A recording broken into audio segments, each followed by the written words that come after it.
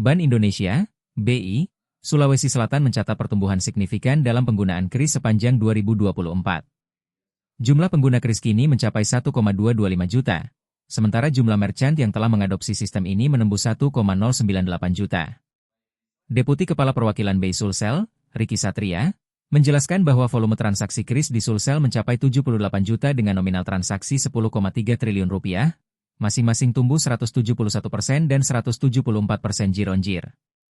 Peningkatan ini menandakan bahwa kris semakin diterima sebagai metode transaksi yang praktis dan aman, ujar Riki. Dari sisi merchant, UMKM masih menjadi kelompok terbesar yang menggunakan kris, dengan pangsa mencapai 73,48%.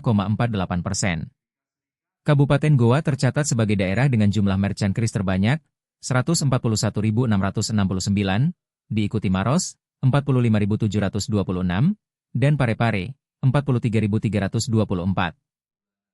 BI Sulsel terus mendorong perluasan ekosistem kris untuk mendukung inklusi keuangan digital di berbagai sektor ekonomi di Sulawesi Selatan.